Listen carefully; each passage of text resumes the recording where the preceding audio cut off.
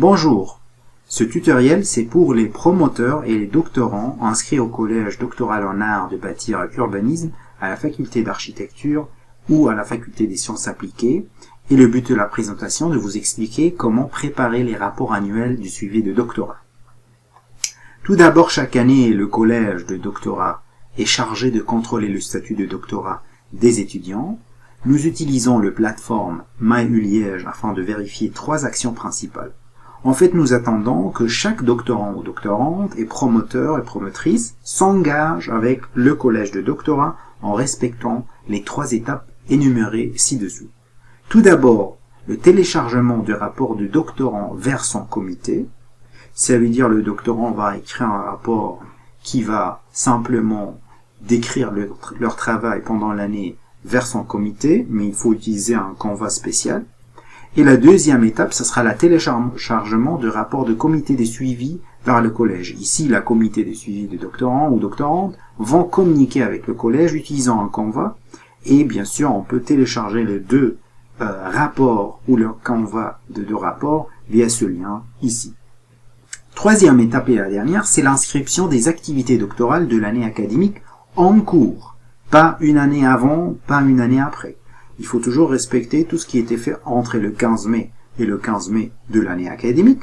Vos cours et activités doivent être mis à jour chaque année et leur statut au niveau de leur être approuvé par votre promoteur fait partie de cette inscription.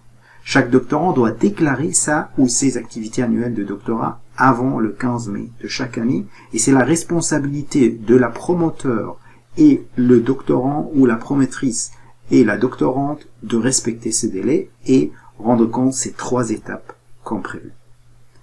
Mais tout d'abord, il faut assurer que vous avez un comité de suivi des thèses. Pourquoi? C'est très important. En fait, dans le mois qui suit l'inscription de doctorant ou doctorante et au plus tard 1 an après son inscription ou sa inscription, la faculté compose le comité de thèse sur proposition de collège et avec l'accord du doctorant. Toujours le doctorant a l'avis et peut même à certains moments discuter de changement la composition de cette comité.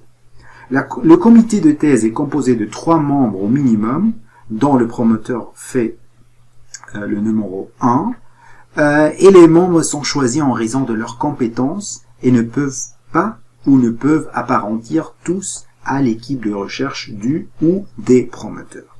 Ça veut dire qu'ils doivent être porteurs de titre de docteur avec thèse sans un intérêt ou conflit d'intérêt avec l'équipe de recherche. Après avoir la composition de cette comité doit avoir des réunions annuelles. Chaque année, il faut avoir des réunions. D'abord, la première chose par rapport au planning de ces réunions, le comité de suivi conseille le doctorant dans la préparation et la rédaction de sa thèse. Il doit se réunir au moins 1 fois par an, ça peut être online ou physiquement, en présence de doctorants qui présentent l'avancement de sa thèse et sa formation doctorale. Dans des circonstances exceptionnelles, comme une dérogation peut être accordée, comme des grossesses, arrêt maladie, congé sabbatique, mais ça sera très important que la doctorante et la promoteur ou le promoteur ou la promotrice, il doit communiquer ces conditions en avant. Il faut signaliser au collège que cette année, ils vont pas tenir cette réunion annuelle. Bien sûr, chaque année, et au plus tard le 15 mai, la commission sur la base des informations du doctorant remet son rapport au collège doctoral compétent, après en avoir informé le doctorant. Et normalement, les doctorants organisent leurs rencontres en coordination avec leurs promoteurs. Mais bien sûr, il faut éviter d'être une personne de dernière minute, parce que on trouve souvent qu'il y a des gens qui réagissent à dernière minute et commencent de former leur comité ou la réunion annuelle en avril ou en mai. C'est acceptable, mais il faut toujours éviter d'être personne de dernière minute. Moi, je conseille toujours d'utiliser un outil de sondage en ligne, par exemple comme Doodle, pour commencer de trouver un moment pour la réunion entre les membres du comité. Il faut utiliser une invitation de calendrier au format ICS, comme ça vous allez bloquer la réunion dans la calendrier de votre membre de comité, et le calendrier ICS peut être utilisé avec tous les types de calendriers comme Outlook et Google. Si vous connaissez pas comment le faire, je vous conseille de voir ces vidéos sur Meeting Scheduling. Et bien sûr, il faut réserver la salle de réunion et planifier la restauration en imaginant la réunion sera pendant la pause de déjeuner. Il faut, dans ce cas-là, avoir quelques préparations. Il faut envoyer une invitation complète et professionnelle. Si vous connaissez ou vous voulez mieux connaître qu'est-ce qu'il faut faire, qu'est-ce qu'il faut écrire dans un email, je vous conseille de voir cette vidéo sur Writing Emails. Ça veut dire il faut mentionner les dates, les horaires, l'endroit, et il faut même rendre compte que vous allez partager la présentation une semaine avant la réunion avec tous les membres du comité pour les donner l'opportunité de traverser votre travail. Imaginons il y a un empêchement où il n'arrive pas d'assister pour n'importe quelle raison, comme dans ce cas-là, vous les donnez une opportunité de corriger votre travail en distance et communiquer leur feedback par email sans être là. Et dernière étape, ça sera envoyer un rappel une semaine et le jour de la présentation. C'est très important de rappeler toujours votre membre des comités parce qu'ils sont toujours occupés, ils ont plusieurs choses sur leur agenda et c'est pas évident qu'ils vont toujours être veillants ou prêts pour assister à votre présentation et pour cela il faut toujours être bien préparé et faire un bon planning et comme ça il faut rendre compte que il faut documenter, préparer toujours pour ces réunions. Au niveau de préparation, en fait, qu'est-ce qu'on va présenter dans ces réunions?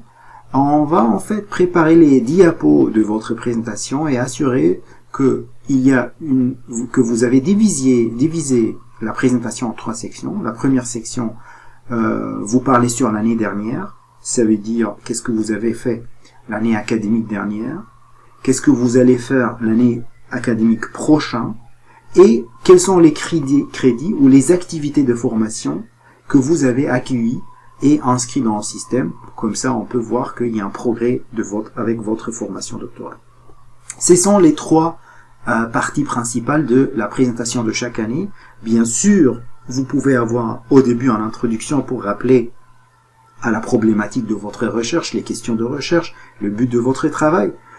Mais la plus importante chaque année, de parler sur ce qui est passé, ce qui sera fait dans l'avenir et votre activité. Maintenant, il faut partager la présentation avec votre promoteur avant cette réunion annuelle, c'est ma conseil, et obtenir ses commentaires minimum 2-3 semaines avant la réunion. C'est le clé de succès. Si vous allez avec une présentation et le promoteur ou la promotrice vont voir cette contenu pour la première fois devant la comité de suivi, il peut facilement être embarrassé par défaut, par des choses qui sont pas correctes, et par défaut, vous allez perdre le soutien de votre promoteur. Et je vous conseille toujours de d'abord présenter cette présentation ou partager la présentation avec votre promoteur pour assurer qu'est-ce qu'on va dire, qu'est-ce qu'on va pas dire, comment dire les choses. Et bien sûr, après avoir présenté votre travail, assurez-vous de prendre note de tous les commentaires de membres de comité. Il faut dans ce cas-là modifier votre présentation et ajouter des diapositives supplémentaires qui va classer les commentaires de chaque membre de comité. C'est-à-dire, dans les bonnes pratiques, cette présentation que vous allez préparer, à la fin de cette réunion, vous allez ajouter un diapo pour chaque membre de comité et grouper les commentaires qu'ils vont vous communiquer et pourquoi pas aussi avoir quelques réponses très courtes par rapport à chaque commentaire. Maintenant, on va passer à la 3e étape. On va dire qu'aujourd'hui, la réunion était faite. Qu'est-ce qu'on va faire? Comment on va préparer les rapports? En fait, la première étape à faire, de commencer à télécharger les modèles ou les combats de rapports. Vous allez trouver sur ce lien ici à droite le lien sur le docs. Il faut mentionner dans ce rapport la date de la rencontre avec le comité de suivi. Il faut décrire de manière détaillée l'avis motivé du comité de suivi sur le déroulement de la formation doctorale et de la thèse de doctorat. Fait une recommandation, le comité doit faire une recommandation au collège concernant la réinscription. Il doit nous dire via ces rapports est-ce qu'il faut réinscrire le doctorant ou la doctorante ou pas.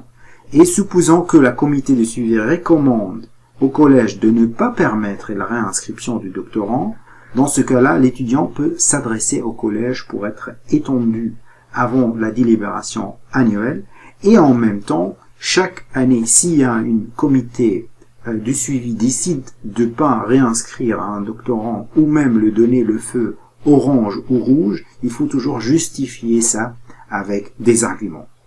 Comme vous voyez ici, si vous allez visiter le docs de U-Liège, vous allez trouver 2 canevas en anglais et 2 canevas en français. Vous avez la liberté de choisir la langue dépendant sur la langue principale utilisée dans votre comité de suivi avec la coordination avec votre promoteur. Maintenant, qu'est-ce qu'on va mettre dans le premier rapport? Le premier rapport qu'on appelle le rapport du doctorant au comité ou le doctorant vers le comité, ça peut être un rapport entre 5 à 10 pages qui va simplement considéré comme une résumé de tout ce qui était fait, et ça peut être aussi un résumé de la présentation de PowerPoint ou les diapos qu'ils y ont donnés ou partagés pendant la réunion annuelle. Il faut décrire votre progrès, ce que vous avez fait dans cette l'année de la présentation, peut-être ajouter les Gantt charts, ajouter quelques quarterly annually planning, et comme ça, vous allez documenter bien tout ce que vous avez fait et utiliser votre diapo comme une source de données pour expliquer, élaborer cette rapport. Ça, c'est la première rapport. La deuxième rapport, et dans ce cas-là, c'est la responsabilité de promoteur pour ce rapport. Ça, on appelle ça le rapport comité vers le collège. Ici, ça, c'est un rapport de maximum 2 pages.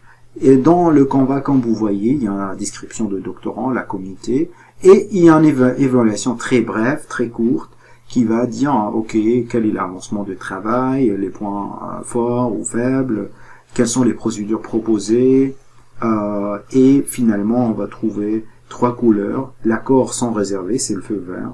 L'accord sans condition, c'est le feu orange ou jaune. Et le refus, feu rouge.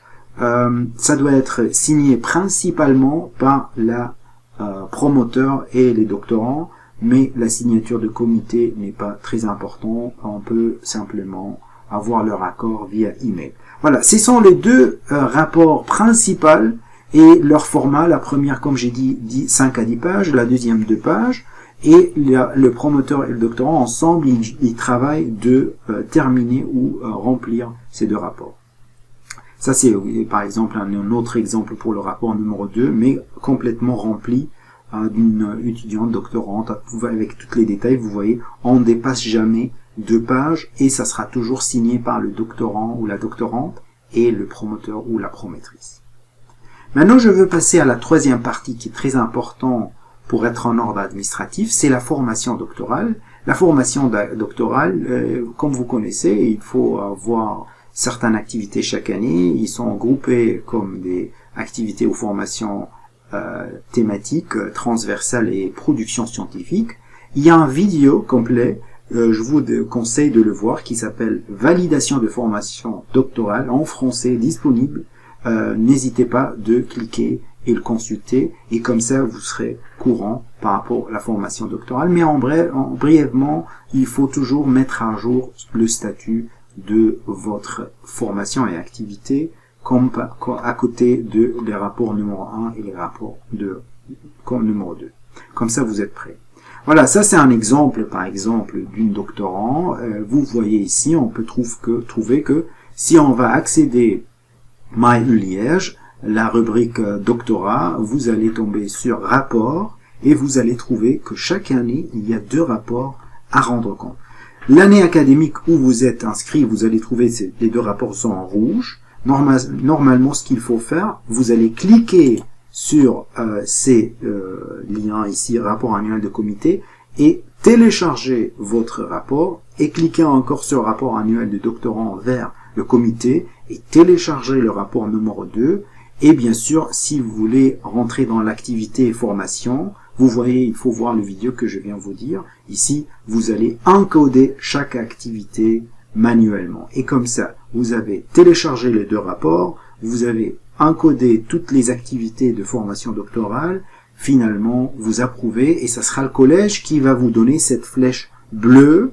À base de cette flèche bleue, ça veut dire que vous êtes en ordre administratif, et ça veut dire que on peut vous inscrire pour l'année académique prochaine qui commence normalement autour de juillet de chaque année. Bien, ça c'est la fin de la présentation. Je vous demande ou conseille de le bien être veillant et respecter ces consignes. Et je souhaite une bonne continuation. La présentation d'aujourd'hui, c'était sur les rapports annuels du suivi de doctorat. Il n'était pas seulement pour les doctorants, mais aussi pour les promoteurs. Bon courage et bonne chance. Merci.